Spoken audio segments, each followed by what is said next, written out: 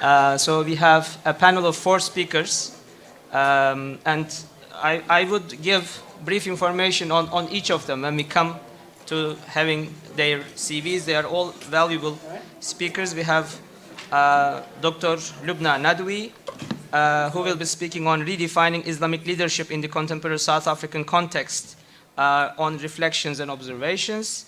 We have, just a minute, I had the CVs here, but it is a bit mixed up. So anyways, we have also Mr. Ibrahim Salih, who is an independent researcher, who will talk about Haji Özer Ali, Imam Abdul Qadir, and Hamidiya Islamic Society. We have Dr. Shuaib Ahmed, also an independent researcher from Pretoria, who will talk about the intellectual and educational history in South Africa. And we have Dr. Halim Gençoğlu from UCT, who will be talking about Dr. Muhammad Shukri Effendi, who is the grandson of the Abu Bakr Effendi that we have been talking and preparing the book about. So I hope and pray that this will be a very fruitful session as well. And without further ado, I give the floor to Dr. Lubna Nadwi. So it's wonderful to be once again with colleagues from Awqaf SA and the program organizers. I've been part of the Congress, the congresses that have happened before, so it's wonderful to meet up with colleagues and discuss these matters that we've been talking about over many years. So the topic that I'm going to be discussing is redefining Islamic leadership in this contemporary South African context, and looking at some reflections and observations. And as a political scientist, the concept of leadership is something that I have been quite sort of occupied with and engaging around, because of course leadership is something that we are constantly needing, and with the challenges that we have in our space and globally, leadership issues are constantly emerging. So in terms of the outline of the presentation, I'm going to start off by just speaking very briefly about the concept of leadership in Islam, and looking at some original sources of Quran and Sunnah and Hadith to look at what does Islam say about leadership. Then I will move on to looking at leadership in a contemporary universal context, because of course there's a broader, if you want to call it secular context about leadership.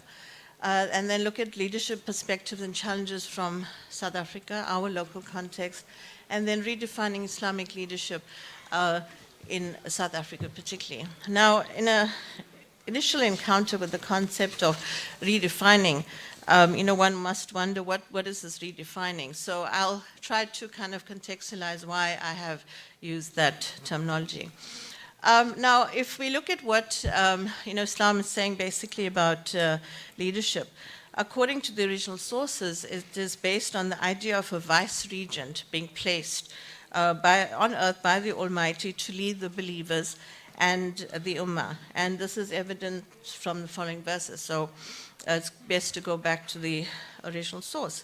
And in Surah Al-Baqarah, behold, thy Lord said to the angels, I will create a vice-regent on earth. I had many such surahs, but because of time I can't go through all of them in detail. In As-Sajda, and we made from among them leaders guiding by our command when they were patient and when they were certain of our signs. And from Anbiya, and we made them into leaders to guide people in accordance with our command, and we inspired them to good works and to establish prayers and to give zakah. They worshipped us alone. Now, scholars Abdullah and others point out that leadership in Islam is based on the principle of trust, or amana as we know it. And the leader is trusted to lead a group and is accountable to both the group members and to God. And this is further established through the sayings of the Prophet, peace be upon him, that each of you is a guardian and is responsible for his subjects.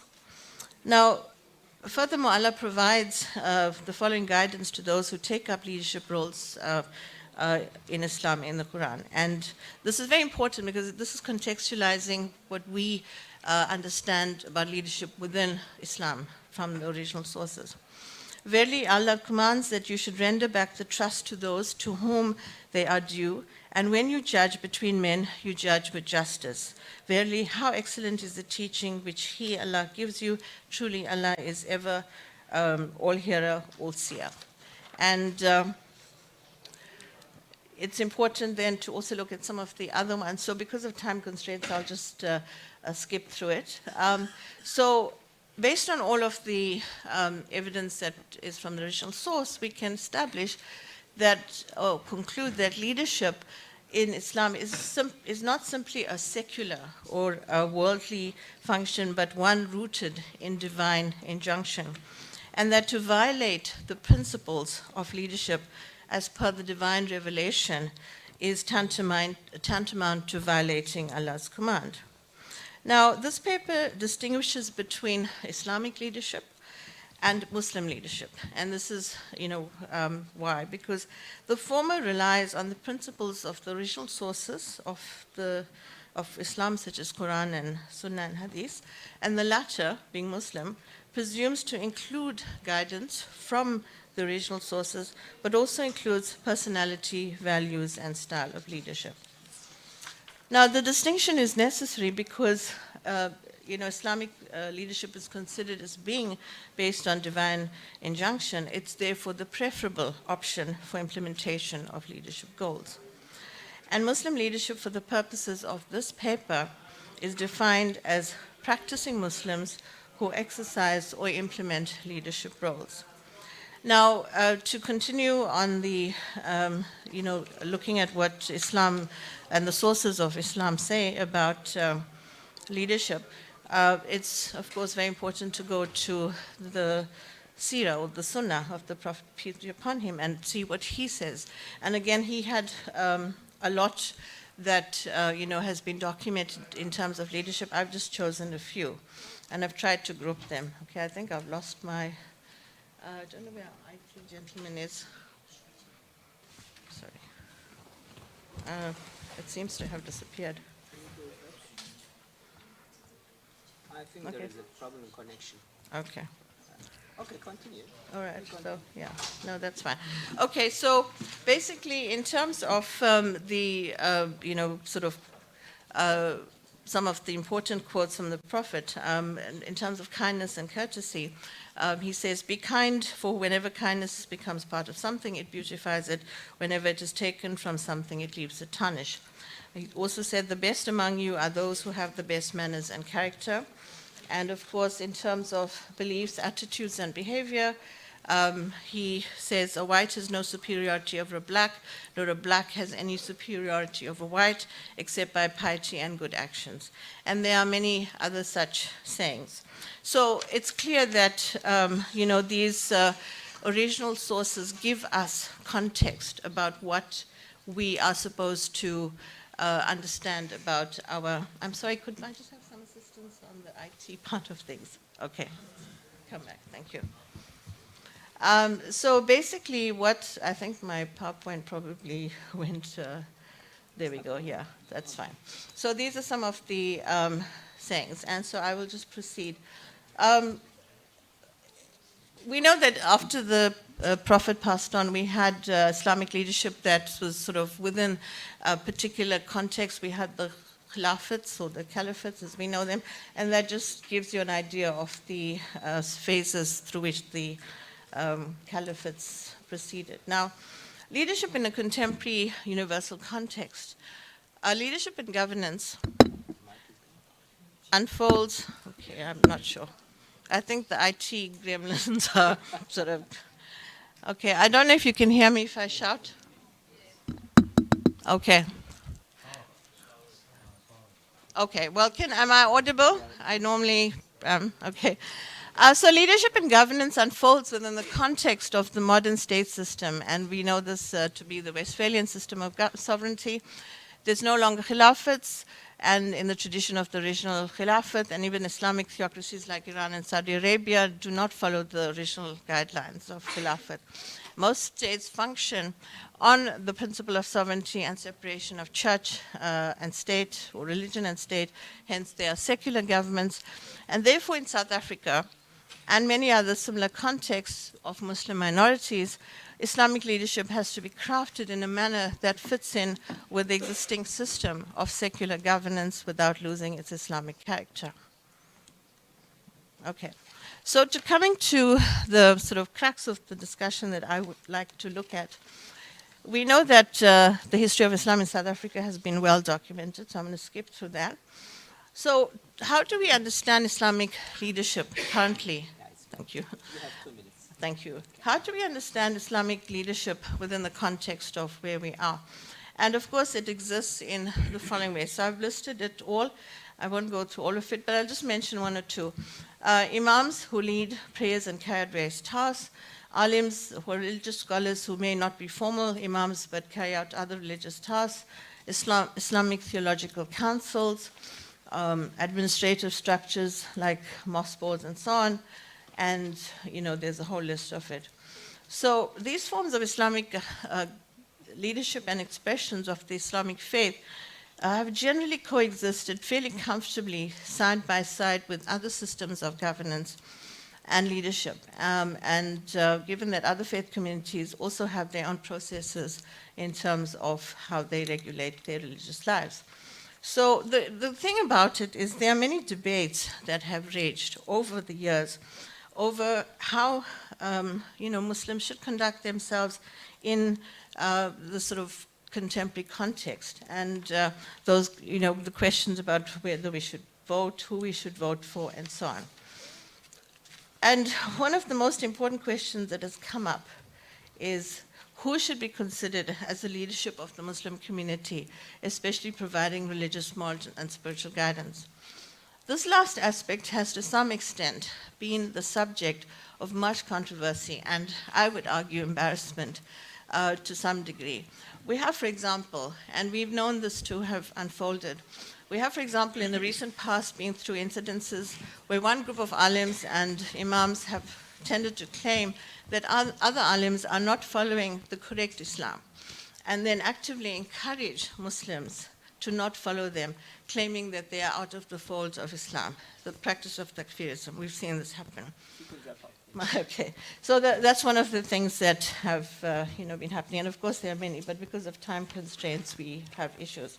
So I want to just simply say that what I'd like to suggest as a way forward is that we have to sort of, and I want to also clarify that I'm not questioning the bona fides of leaders that are appointed, properly, but of course we have to ask ourselves, what is the kind of Islamic leadership that we really want? And, how do we arrive at it? So just in conclusion, I'd like to say it's important that leadership within the Muslim community should adopt the same principle of ensuring that basic best practice leadership competencies, because that is what we really need. People who have leadership competencies should ideally be Islamic leaders, and basically they should ensure that they are going to be leading the community.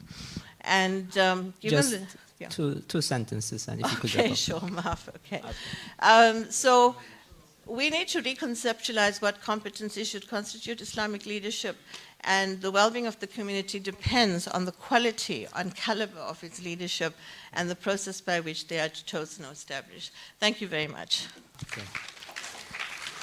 We thank Dr. Lubna Nadwi. Thank you very much. The governance issues are extremely important. Probably they will be discussed in other sessions of the conference as well. I think we can continue good governance, non-discrimination, justice on these issues on the question and answer session. I think these are fundamental questions for most of the Muslim societies.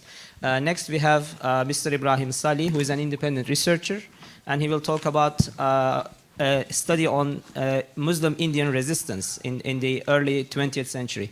The floor is yours. Ladies and gentlemen, brothers and sisters. First of all, I have very little time, so before I start, I'd like to thank the organizers of the program. In particular, my friend here, Professor Muhammad Harun, whom I've been acquainted for, 30 years? More than 30 years. And he said, come, present your thought. It's dead on academia. Thank you. Okay, so in that sense of the word, that's why I'm here. But most importantly, there you go. I hope you can see. There you see, before I start, and this is a crucial point, you see 4 African kings. No offense. This is the history of inclusion. But do you see any Muslim there? Post-apartheid narrative lacks the insecurity of minorities. Now, there's a number of factors for that. I personally went to the castle, and I asked the CEO, sir, and I put, do you know that this castle is situated just a few seconds away from a community called War Muslims? How come they're not represented? And I'm not talking about the little piece of exhibition you have out there, strictly speaking, with all due respects. Islamic exhibition? Or is it a miniature District 6 museum? I see no statue. And yet this castle had been occupied by Muslim exiles before the Sheikh Yusuf. You can look at that paper, it's on Ibrahim Sari, academia.edu, Indonesian exiles in Cape Town, before Sheikh Yusuf. They've been incarcerated in this castle. They've been buried according to Islamic rites and executed where Gallows Hills is. And yet, I see no face. So therefore, my talk is about including that which has been excluded. The 3 figures that I'm talking about, Haji Ujir Ali. This young Haji Ujir Ali had been immortalized with 100 life-size bronze statues in Century City. Alhamdulillah. If I should ask you, by a show of hands, do you know this gentleman? If you read your history books, university narratives, you won't find it. We'll deal with Indian history. Did you deal with Islamic?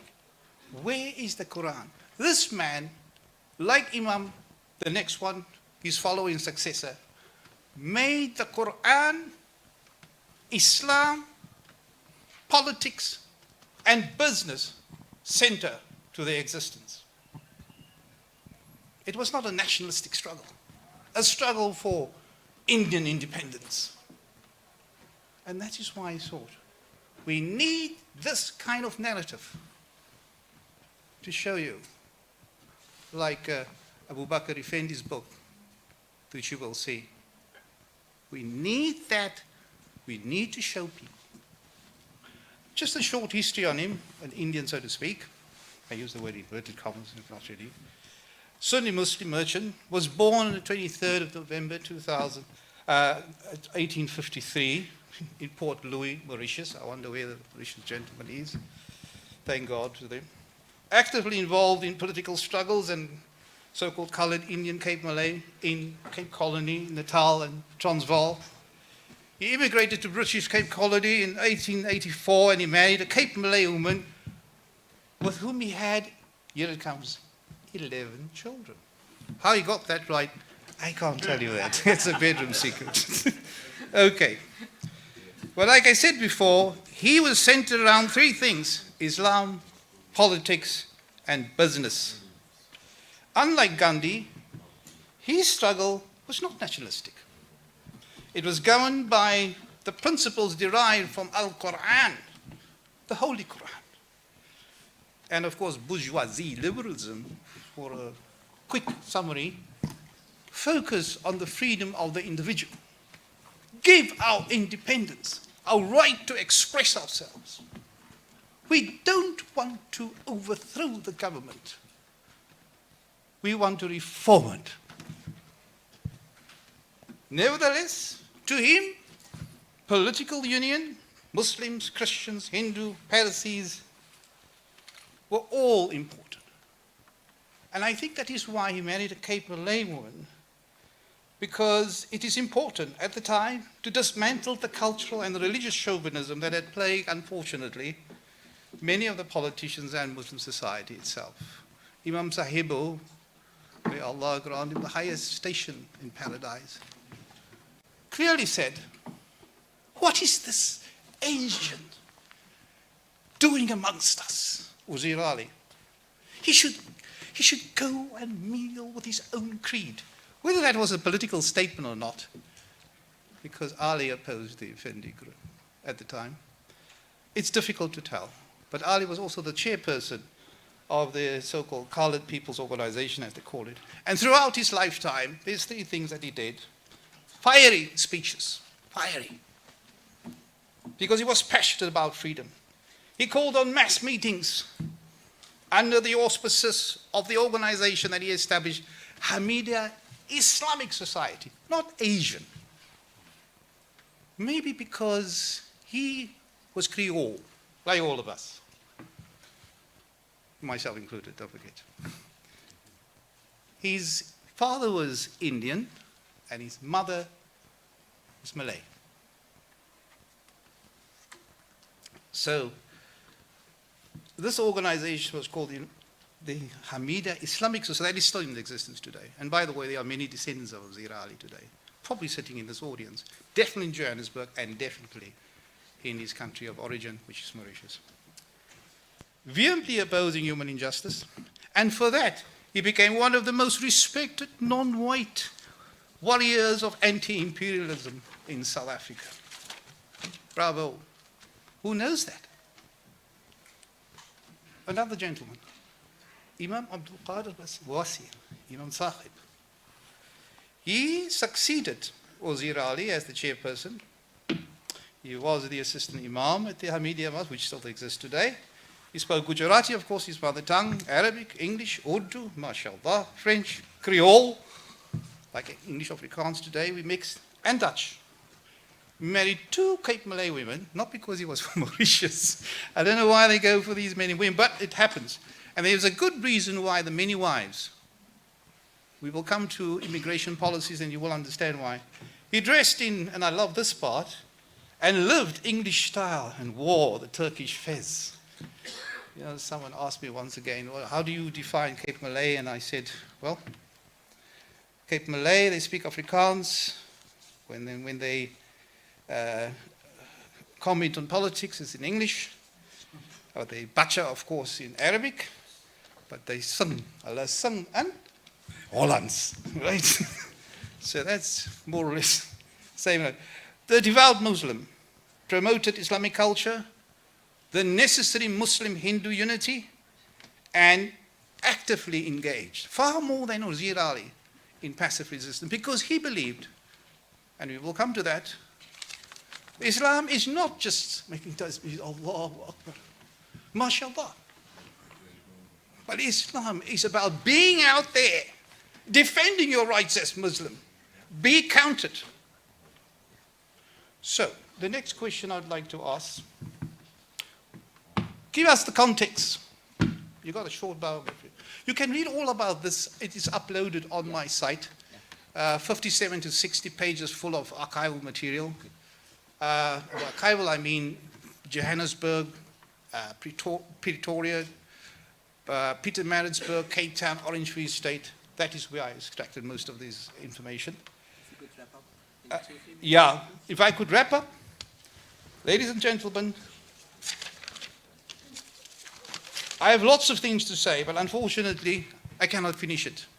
But when they were in jail, let me just give you the conditions in jail. Diet, they were sentenced because they believe that going to jail is the right Islamic thing to do. Diet, unsuitable for Indians. Porridge, mixed with al-halal animal fat. While the meat, not slaughtered according to Islamic rites. Very few concessions they received during the month of Ramadan. For example, they were allowed to keep a little clock and a light in their cell. But they complained bitterly about being manhandled by, inverted commas, quote unquote, native wardens and forced to follow prison regulations in which they had to go bare in public. Now you say, Muslims go bare in public. ill-treated by native wardens. And we can go on and on and on forever. Unfortunately, I don't have much time, but the aim of the Amida Islamic Society was very clear. It was the defense of the Islamic identity beside the commercial interests. Bearing in mind, the Islamic Amida Society was formed by bourgeoisie, by business people as such. They didn't die as an organization. And there was certainly between 1906 and 1909, it wasn't Mahatma Gandhi that led this war. Gandhi only afterwards, when he started identifying with the lower class Hindu. But this, Hamida Islamic Society, served as the backbone for a struggle for passive resistance, a reformist, the first civil disobedience of the earlier 20th century, 6 years before the establishment of the ANC, Africa's oldest liberation organization. Ladies and gentlemen, I'm going to end off. They did not die or collapse. And if they would just allow me to finish this. Yes. They actively supported Muslim passive resistors. They supported the idea that Muslim marriages must be legalized. We still have that problem today. They protested against Britain's neutrality with the massacring of Muslims during the Turkish War 1912. Why do you remain quiet if your ally, the sick man of Europe, has been slaughtered in Lebanon? He's been slaughtered. How dare you? That was Yazir Ali and the Muslims of Cape Town protesting. Yeah. And lastly, of course, the Transvaal court told Salome Bayat, a Cape Malay woman, was married to an Indian, "Auntie, it's time to go. You're married to an Indian. You are declared illegal by Johannesburg court." And like Jan Spot said clearly, Muslim marriages, if you want to get divorced, voortzak. Quote, unquote. Thank you. Alhamdulillah, wahdahu wa bihi nasta'in. Thank you very much. Thank you very much.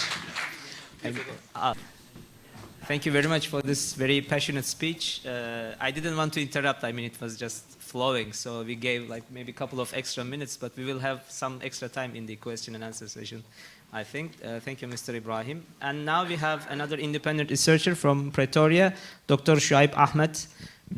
Please, you have the floor. And he will be talking about intellectual and educational history in South Africa.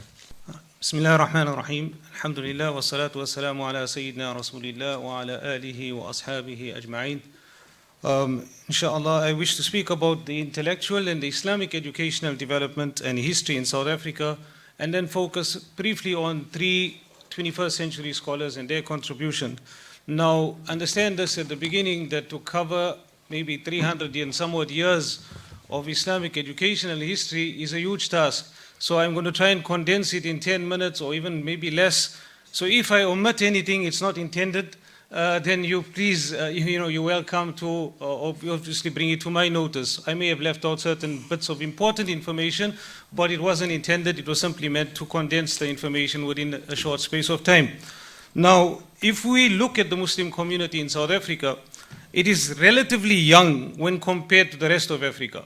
Muslims being here for 300 and some odd years. So it's a relatively young community compared to other places. We heard about Malawi, we heard about Zambia or Zimbabwe, where the Muslims have probably reached there 500 years ago. And elsewhere in Africa, where the Muslims have reached 1,000 years ago or more. So it's a fairly young community. But despite this, the small population and its various challenges during apartheid and before that, when Islam was banned, the Muslims have established a kind of presence for themselves in the field of education. It goes way back from the time of Sheikh Yusuf of Makassar, when he arrived in 1694. But Sheikh Yusuf, we're not going to discuss his biography, but there are 3 important elements in him. He was a scholar, yes, but he was also, in terms of his approach to life and his orientation and his thinking, he was Ash'ari in his Aqidah, he was Shafi'i in his fiqh, and he was Khalwati and other turuq in tasawwuf. Those things are important, and we'll notice that across our history in South Africa. And then the Indian Muslim population arrived in around 1860, but the Indian legacy of scholarship or Islamic scholarship is connected to Shah Waliullah Dahlawi. And this is also important because Shah Waliullah and Sheikh Yusuf both studied in Makkah and Medina and share common teachers. They share common teachers in terms of their knowledge of hadith and tasawwuf, etc. So this is something very, very important that plays out in our community and in our educational development as we go along. And then from the first time, the official madrasa was established by Tuan Guru, and then after it continued the educational development with the arrival of Sheikh Abu Bakr Effendi, and then the establishment of the first state-funded Muslim school, which was driven largely by Dr. Abdullah Abdul Rahman. And then it continued, these developments continued until we had the introduction of Arabic and Islamic studies at various state universities in South Africa. And then we had the first official Dar Ulum being established in 1973 by Maulana Qasim Sema. And then it continued, then we had Muslim schools being established, and currently it is in the range of 86 to 90 Muslim schools in South Africa. And these things continued to 1996, Dar Ulum being established here in Strand, and then we had institutions like IPSA and Medina Institute and other institutions, and then more private institutions have been developing across the country. And since COVID, there have been a lot of online academies that have been established, and people have been teaching, and people now have access to education even from abroad. So they are enrolling in academies and courses that are being conducted from abroad as well. So all of this continues. And then we had the role of the Azawiya Mosque in Cape Town, which has a rich legacy as well. And we'll touch on it in a short while. But all of these developments maintain core elements in them. Like I mentioned earlier, the fact commonality in Aqidah, commonality in terms of the fiqh, one of the four madhabs, and then some approach to tasawwuf, if not directly or indirectly, but this still remained across the board.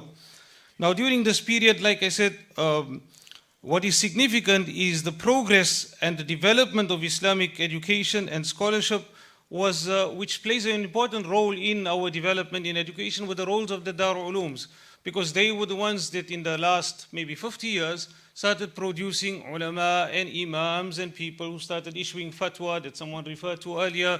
I think Dr. Lubna referred to them. So these imams and ulama and muftis were started being produced by the local institutions, and whereas there were still numbers of students that were traveling abroad, perhaps to Egypt and to Saudi Arabia, etc. Now the first, we mentioned earlier, the first Indians arrived in 1860, which is important to draw this relationship. The Dar Ulum in India, which is known as in a place called Deoband, was established in 1866. Now between 1866 and 1976, there was something like 199 South Africans who had graduated from India, who had graduated from the institution in India, the one mentioned, the Dar Ulum in Deoband. However, at the similar time, 1888 to be exact, Sheikh Saleh Hendricks traveled from South Africa, from Cape Town, to go and study in Makkah. And so at around the same time, there was some movement. There was something happening in terms of educational development. While people were studying there in India, there were others going towards Makkah and to study. And the increased awareness of the Dar Ulums, there were various factors. In around 1960s, there was the movement which is known as the Tabligh Jama'ah helped in promote the concept of the Dar Ulum. Right? And then the Dar Ulums were primarily modeled, where then subsequently in the 1980s, they were, we'd call maybe a Sunni or Barelvi Dar Ulum, but all of the Dar Ulums in general were modeled around the Dars Nidami. All of them, their curriculum was generally based around the Dars Nidami curriculum. And as they tried to incorporate it into the South African context, and this happened back in India as well, where they then decided to adapt the Dars Nidami curriculum. They adapted it in a way where they took out a lot of the rational sciences and then introduced more hadith sciences and more other subjects as well. Because if you study the detail of the Dars Nidami, you'll find it had a lot of rational subjects, philosophy and logic, etc. So they removed a lot of that and replaced it with hadith and other subjects as well. Now interesting, up to this point, I wish to just draw your attention to a famous hadith which is known as the hadith of Tajdeed, where the Prophet ﷺ speaks about at the head of every 100 years, Allah would send a mujaddid, someone who will revive or renew the deen. Now this revive or renew, it does not necessarily have to be one person. It could be multiple people fulfilling multiple roles and in different contexts and different situations, different environments, different societies. But I'm understanding the hadith in the South African context with this in mind, we're speaking about education and speaking about Islamic education. So I'm understanding the hadith in that context, because elsewhere people have understood it differently. So Maulana Qasim Seema is one person who I've identified. Having studied in India, he established a Darul Uloom. He died in 2007, which chose to teach in English.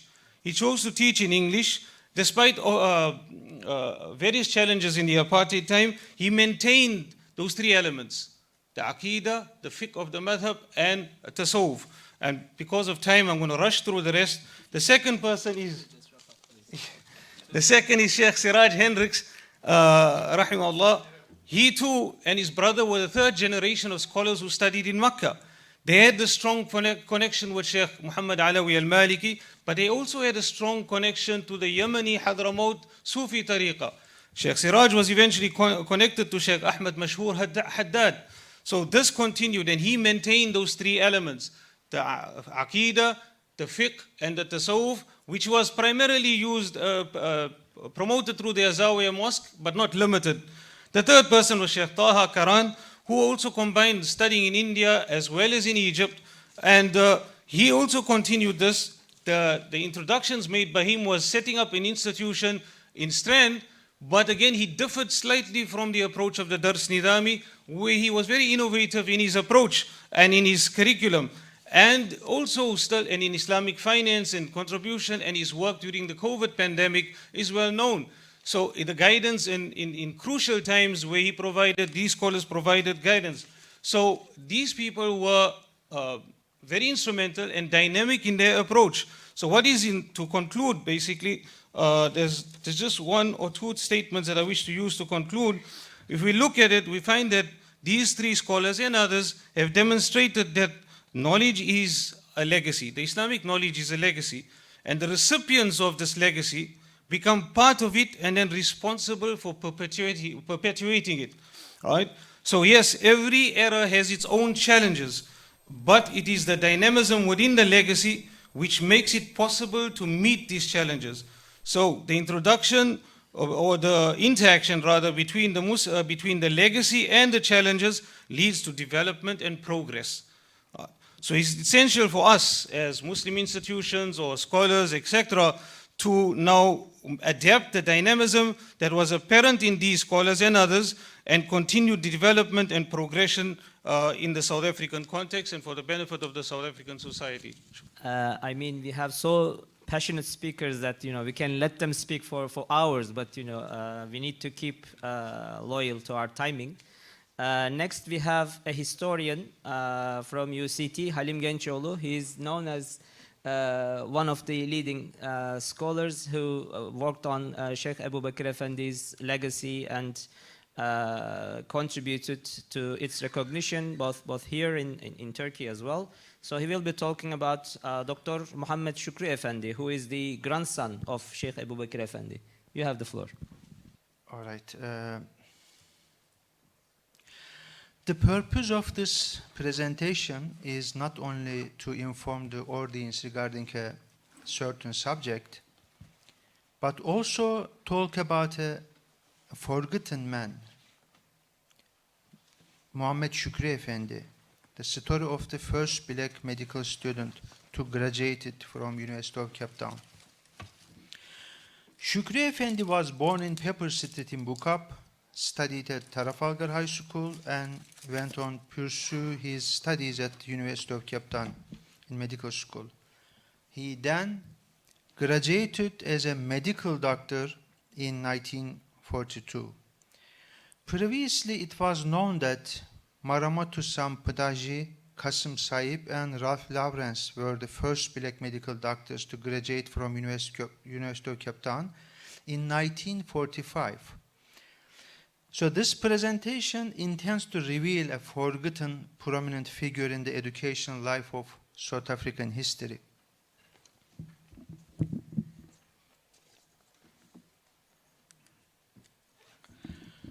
So who was actually Muhammed Shukri Efendi?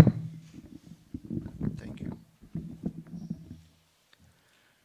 Muhammed Shukri was the grandson of Turkish professor Ebu Bekir Efendi, who was sent to Cape Town from Istanbul in 1862 in order to educate local Muslims. Ebu Bekir Efendi didn't go back to Turkey, but he married a local Muslim lady and pursued his educational activities at the Cape of Good Hope until his death. His youngest son, Ömer Celaleddin Efendi, had 8 children, and one of them was Muhammed Shukri Efendi. According to Cape archival documents, Muhammed Shukri was born in Pepper Street, Waqf, in 1915 during the First World War. When he was born, his cousin Rüştü Ataullah was already reported, just the newspaper on the right side, already reported as the first colored aviator in the country.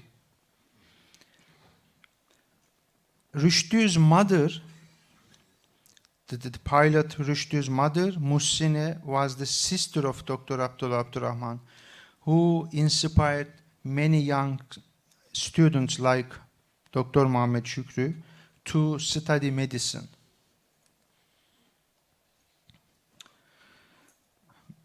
Like many other Muslims, Muhammed Shukri studied at Trafalgar High and graduated from there. Famous South African politician Dr. Abdullah Abdurrahman established Trafalgar High, and his daughter Zayunnisa Sisigül also attended that school during the same years as Muhammed Shukri. He was classified as non-European and non-white citizen. In order to better understand the educational struggles for non-white citizens, one must delve into the extent to which race was an obstacle.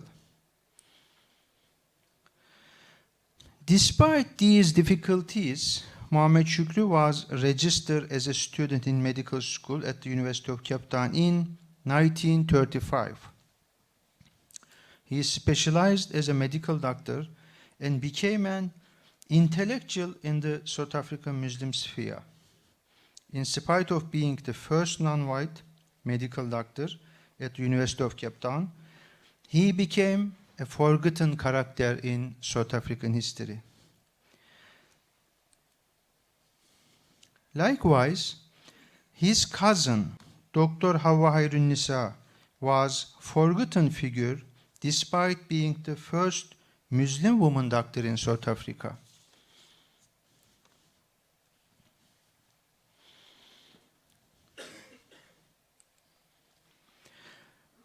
It's sad, but also the fact, unfortunately, we should talk about this.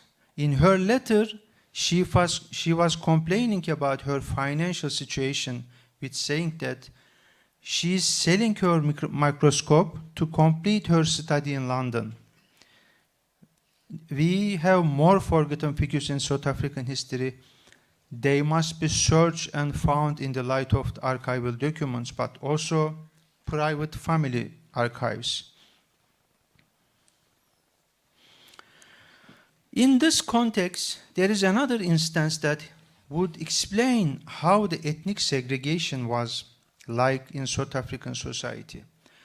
Indeed, another Turkish student who was Christian, Reginald Ramsey, was easily accepted to Sachs High School, which was regarded as one of the most popular white schools at the Cape. I think it's still one of the most popular white schools.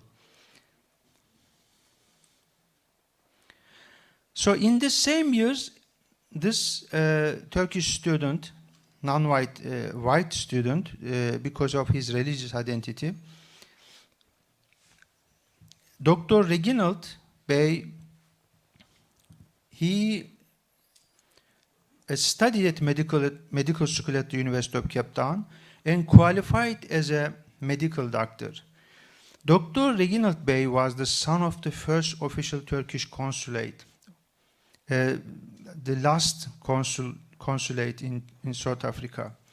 His father was Mehmet Remzi Bey, who came to South Africa and died in the prison in Johannesburg during the First World War. Despite his Turkish roots, his son, Dr. Reginald, was classified as white because of the religion he chose. Probably as a result of his mother's influence, he became Christian and took the name Reginald.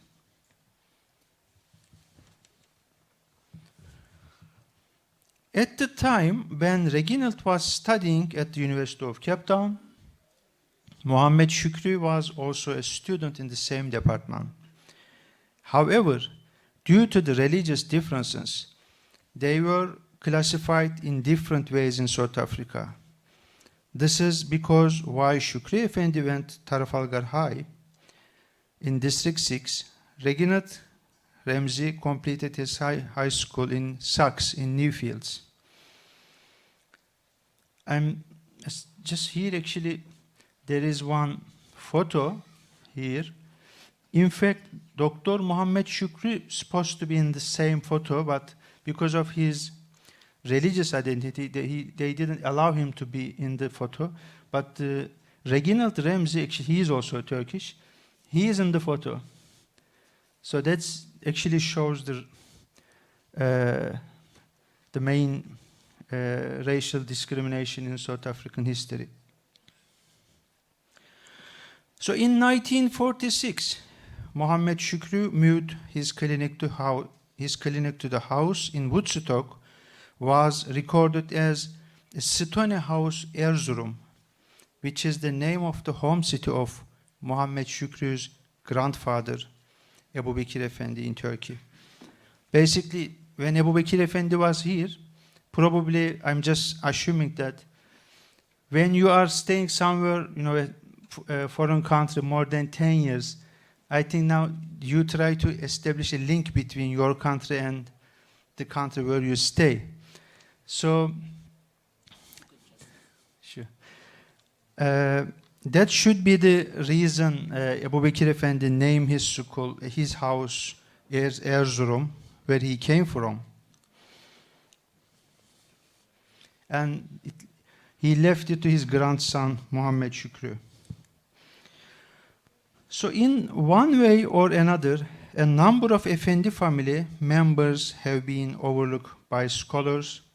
However, archival documents and local newspapers provide substantial documents that confirming the significance of this family in the history of South Africa. Dr. Mohammed Shukri Effendi was a member of this educated family, and like his predecessors in his ancestral history, he also studied hard in spite of the difficult circumstances of the Muslims at the Cape, of the segregation and non-white community in South Africa. So 76 years ago, in September, the same month, Mohammed Shukri Effendi died. UCT's first black medical doctor died of tuberculosis in his house called Erzurum in Woodstock at the age of 32. Sadly, he is still not recognized in history, which was written by white supremacists. They say that history is written by the victorious. Does this mean we must forget about oppressed but prominent figures in history, or recognize their existence in the past and give them a credit at the present in order to establish more respected future for new generation. Thank you. Assalamu alaikum wa rahmatullahi wa barakatuh. We thank you, Dr. Gençoğlu. If you could kindly introduce yourself before asking the question. Okay, my name is Dr. Ikram Ali from Medical School in UCT. I'm a senior lecturer, forensic pathologist, and I'm just add to a point that things have changed drastically from those days. We have more blacks qualifying than whites these days, and alhamdulillah for that. But my point is, I wanted to make a note, Sheikh Shoaib, I mean, that was extensive. I mean, I think as a community, we must be applauded in 300 years in achieving such advancement. But my question is this, where to next? Who is planning our future? Who is planning the legacy of what South Africa as an Islamic society contribute to the global Islamic institution of studying? I mean, we have a history of being segregated a bit amongst our Islamic community, or separated, or differences. But who and how are we going to plan our future to contribute to the global Islamic, if we can say Islamization, if you want? Thank you. That remains, I think that's probably why we have such a Congress, to put forward those kind of questions so that the scholars can take up the challenge. And amongst that, it means improving the standard of our, these are just my opinions though, standard of our education, revising maybe the syllabus, the curriculum, the teachers, and then perhaps having a research center, or if you want to call it a think tank for Muslims, to plan ahead for the next 50 years or next 20 years in education, in politics, economics. We need to be planning all the time in all of these. We as the Muslim community need to do that. All the people like yourselves and everyone else who are scholars and academics need to sit down and work together and plan for the community. We need to be planning for the betterment of the society. It's not one person's responsibility, it's the collective Muslim community's responsibility, so we need to come up with solutions that would be better for the community at large. So it's everybody's responsibility. Okay. And we all have to work together towards achieving that. Yeah, thank you. There's a question there. Please go. Assalamu alaikum wa rahmatullahi wa barakatuh. My name is Hashim Posa. I've got a question for the sister and a question for the brother, Shoaib. The first question is that, my sister, for leadership, personally, so from the royal family, the leadership to be a leader you are born with. And then as a Muslim community, I think there are those Muslims who are born with, but they sideline them so that you cannot see their leadership on it. So we must, as a Muslim community, we must be open to each other so that we can identify the leader among the community who understand the rules and dynamic of Islam and how Nabi was leading the community. And from there, I think we'll change this country. That is one. The brother there. If you can just short yes, question, and then we will move to another person. The brother there, I heard you were talking about all the institution was opened and everything. But you must be careful with, as a Muslim community, we are not living in the island, we are living in South Africa. We must also create it as something that being recognized by constitution of our country and the education department, especially the Indian brothers. Yeah. When we said, let's go and introduce the idea to the Department of Education, they refuse. They stand aside. And the question is? The question is that, my brother, how do we sit and implement the thing that our own country will be recognized, also groom the Muslim community in a better way? Okay, thank you. Would you like? One question's for you. It's a comment, so it's fine. You can go ahead. Okay, the second part about the Department of Education, I know there has been some objections and stuff, but there are institutions that have went ahead and have got recognition. If I remember correctly, I think IPSA as well as the Medina Institute have both been have accredited courses by the Department of Education. undergraduate, postgraduate courses which are already accredited or in the process of being accredited. So there are attempts, there are those who have moved in that direction. So anybody who wishes to join such accredited programs which are in line with the Department of Education, then fair enough, go ahead with that. I mean, and there's various other attempts that people are making, some online attempts to get their courses accredited and things like that. So we need to support those kind of courses. But to date, I'm aware of those two programs which are already accredited and have recognized degrees. Okay, thank you. We have a question from that lady. Assalamu alaikum wa rahmatullahi wa barakatuh. My question is about leadership in South Africa, but my focus in the ulama. Sheikh Shu'ab, you said that alhamdulillah there's scholars that they study in Medina, they study in Egypt, in India. My problem that when they go to study there, they are not coming only with the Islamic knowledge. They carry with them ideology that we said, like the Prophet ﷺ said, "Man ashara qawman arba'ina yawman." So they are coming with other ideologies, other traditions. They are coming. So that is, it can be it's something new for maybe the country. One, second, it can maybe create more conflicts in the country.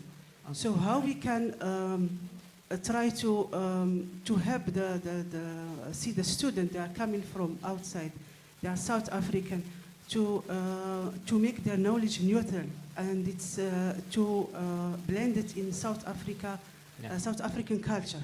Okay. Jazakallah khair. Thank you. Let's have the last question from Professor Yusuf Adam, and then we will have no. So, Please.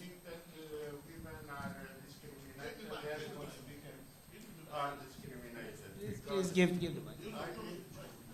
Yeah, the question is the dates about the presence of Islam in Southern Africa don't match with the dates we have from archaeology and documents in Mozambique. The earliest date we have is Shibuan in Yamban province, where we have datations for 8th century, 800 Anno Domini. So presence of Islam in Mozambique is far more earlier than in Zimbabwe, Malawi, etc. So that is important. And the second thing is that scholars who are studying Islamic culture, civilization in Southern Africa have a document which have been published by the Cape government in the 19th century. It's the Records of Southern African History. Volume 1 has a book written by Frei João dos Santos. It's called Ethiopia Oriental. You can find it in English and in Portuguese. And he describes Mozambique from Yamban up to Ibo. And he burnt a mosque in Sofala. He destroyed other Islamic places all over the country. And in Ibu, he created a lot of fights between Muslims and Christians, etc. So those who are interested in reading about it, please, it exists in your country, and it's accessible. Thank you. Thank you, Professor. I mean, we have to. I mean, stop the session now. Finish the session. If you have anything to add, like in 1 minute or two, I can give the last word. Thank you. I think the one challenge we have, and because of time I wasn't able to go into it in detail, we have leaders within the Muslim community. The challenge that we have is that sometimes they create, sort of problems that we don't actually need. And we need to ensure that the next generation of leadership, or the leadership that we are training now, are going to be the kind of ideal leaders that we need, so that, the ummah that we want to see can actually emerge. And that, for me, is something that I think we need to invest in now, just as the forefathers invested in our community so that we find ourselves where we are now. We really need to invest in training leaders for the future. Thank you. Do you have anything to say? Okay. The DG of Irsika wants to make Just very simple question to Brother Ibrahim. Did you find any connection in naming this movement Hamidiyya? Why they named this movement or school Hamidiyya? Is any relationship with the Abdul Hamid al-Thani?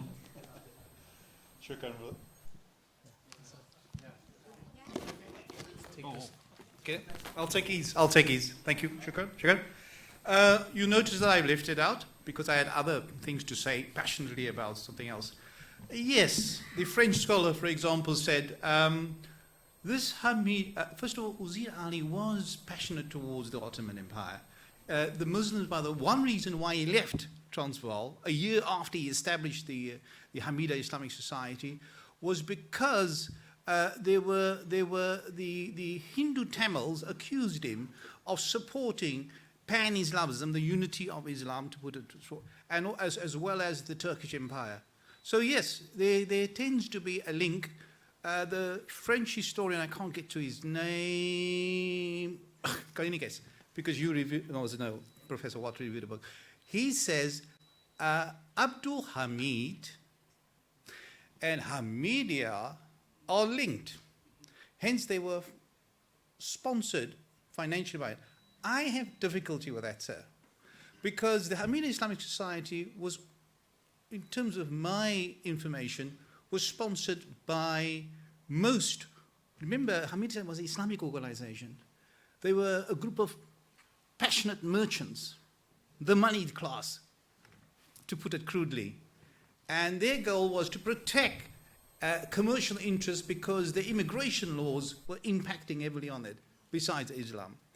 Yes, the Tamils would not have accused him of supporting the ideology, but whether the idea of the Hamida Islamic Society, as well as the Abdul Hamid, your emperor, the previous emperor, are linked, I'm not, or being funded, I'm speaking under correction, I'm not too sure. My sources indicate otherwise. I wanted to mention that, but unfortunately, as I said before, I had other things to say. And if I'm probably allowed to continue, then maybe. So, sir, I can't, but strictly speaking, yes, I heard that argument before, and I'm not, strictly speaking, in agreement with it. Right. And that's my case for now. Unless someone comes up with some other highly probable evidence or actual evidence. Yeah. Yes. Thank you. Maybe there was no concrete connection, but like a spiritual connection. Yeah, well, I understand the Ottoman Ottomanizing the entire Muslim history. I understand that the Effendi house has been completely Ottomanized, as it was said yesterday. I didn't say it, you said that, thank you very much. Okay. Yeah, Khalifa. It was the caliph. Look, yes, I agree with you. The British were highly aware that at every celebration of Abdul Hamid, for example, the Khalifa, as you say, the British were always there to watch, although they were friends. Why? This influence of the Ottoman Empire cannot take or challenge British supremacy. That's why at every single meeting, you find the presence of the British to keep an eye on the Muslims, just in case. Because Professor Luffin, Michael Francis Luffin, in his recent book, Under Empire, he erroneously stated that these Muslims were loyal towards the British Empire. Self-foot. My evidence clearly indicates that there was another media, and that was the Khalifa, because Abdul Hamid represented, as it was the leader, the Islamic world. So that was an alternative in this country. But whether there was a financial sponsorship of his organization or a name that was influenced, I really not too happy with the French historian's idea. I can't get to his name, but he put forward the idea in a paper at one of these conferences, 2006, I think, or 2000. You should know who he is now. I just can't get to his name. Age is a wonderful thing and a bad thing.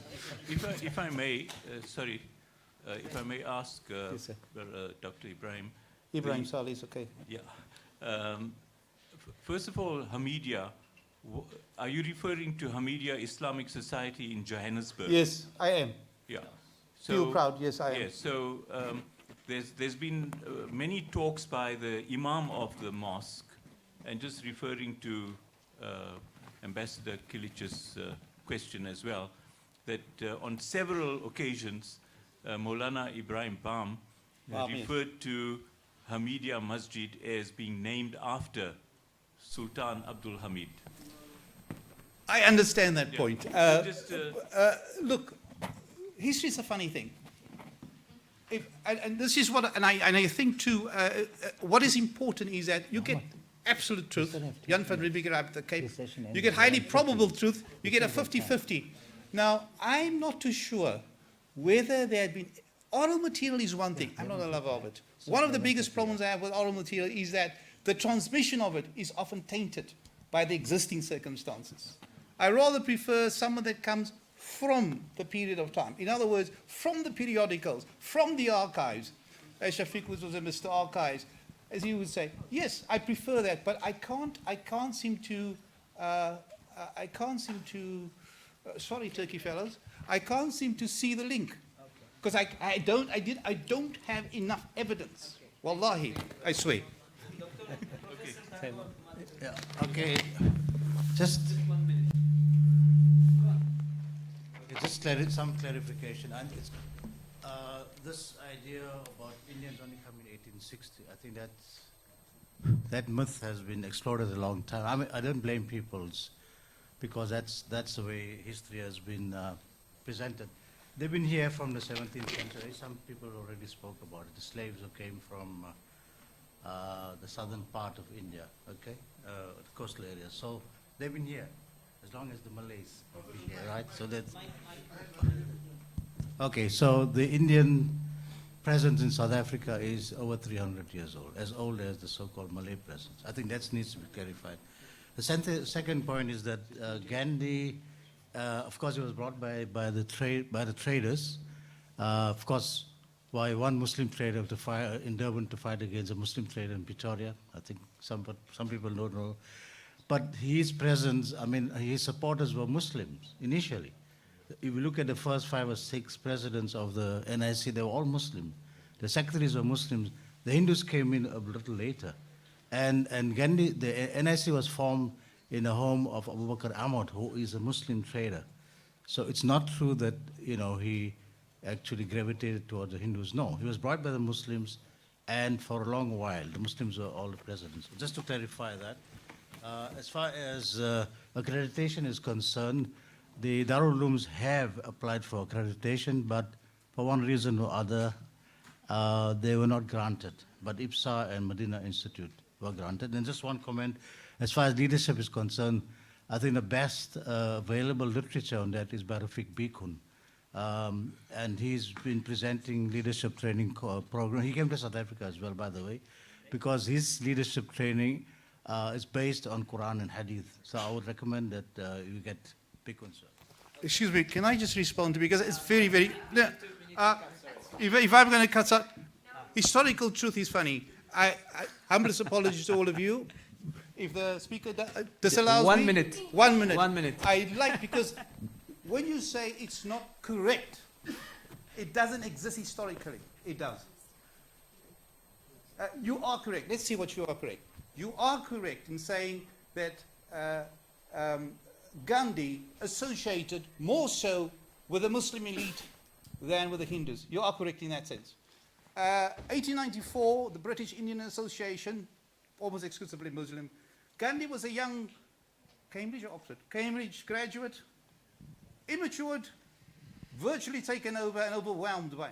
What I'm trying to say basically is this, that Gandhi only afterwards, with a later passive resistance, when he started identifying with the Hindu so-called contract workers as such. But most of the time, he identified with Hamida Islamic Society. That's why the Hamida Islamic Society served as the backbone for the resistance. That is why I'm saying that. And that exists in the Indian opinion, in the African Chronicle, and in the archival sources that I will make available to you if requested. Thank you, sir. And this is my Thank you. final point. Thank you very much. But it looks like we might have like a special session on Sultan Abdul Hamid after all. Thank you for our speakers and the participants.